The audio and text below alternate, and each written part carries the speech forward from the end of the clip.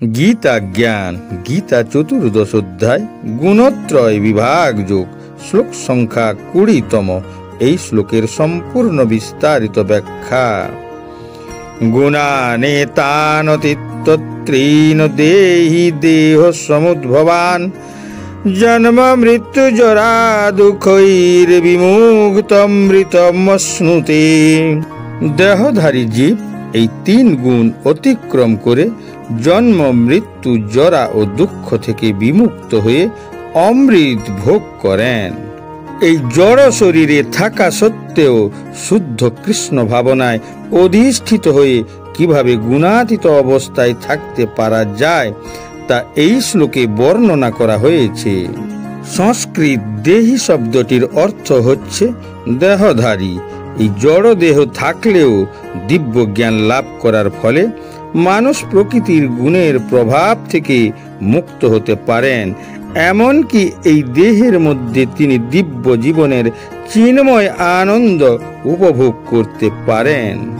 কারণ এই দেহ ত্যাগ করার পর তিনি অবশ্যই চিৎ জগতে ফিরে যাবেন। এমনকি এই দেহের মধ্যে তিনি দিব্য আনন্দ উপভোগ করতে পারেন। আমরা যদি কোনো নোংরা জলাশয়ের জল পান করি তাহলে অবশ্যই আমাদের পেট খারাপ হবে। সমানভাবে যদি আমরা 3টি গুণ দ্বারা প্রভাবিত হই তবে অবশ্যই তার পরিণতি আমাদেরকে ভোগ করতে বাধ্য হতে হবে।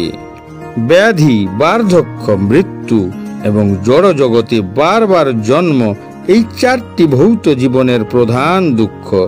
এগুলি দেখে মহাত্মা বুদ্ধ প্রথমে উপলব্ধি করলেন যে পৃথিবী হলো একটি দুঃখের ঘর।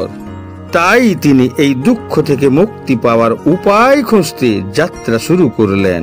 বেদে মানুষের জন্য অনেক রকম আচরণ বিধি, সামাজিক দায়িত্ব, আচার অনুষ্ঠান এবং নিয়মাবলী নির্ধারণ করা হয়েছে। নির্ধারিত কর্তব্য এবং আচরণ বিধি একত্রে গৃহীত হয়। কর্মধর্ম, বর্ণাশ্রম ধর্ম এবং শারীরিক ধর্ম, এগুলো আমাদেরকে তম ও রজগুণ থেকে শতগুণে উঠতে সাহায্য করে। কিন্তু এটাও ঠিক, শতগুণে পৌঁছানোটা যথেষ্ট নয়। কারণ শতগুণ বন্ধনের কারণ। শতগুণকে সোনার শিকল দিয়ে বেঁধে রাখার সঙ্গে তুলনা করা যেতে পারে। কারণ বন্ধন লোহার শিকল হোক বা সোনার শিকলই হোক না, শুদ্ধ ভাষায় একে বন্ধনই বলা হয়।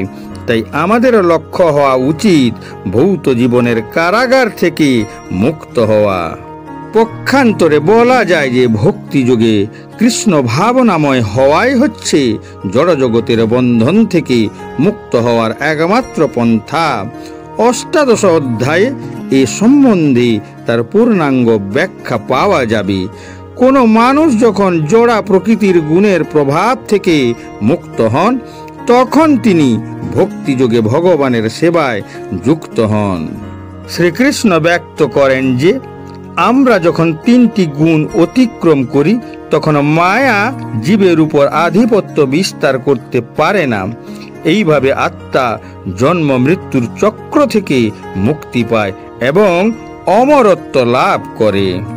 আসলে আত্মা সর্বদাই অমর, কিন্তু ভৌতিক দেহের সাথে আত্মার পরিচয় জন্ম মৃত্যুর।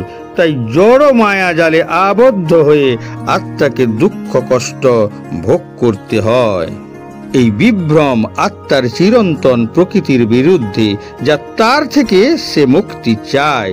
তাই জাগতিক আসক্তিগুলি স্বাভাবিকভাবেই আমাদের অভ্যন্তরীণ অস্তিত্বের জন্য অসুবিধাজনক। কারণ আমরা সকলেই অমরত্বের স্বাদ পেতে চাই।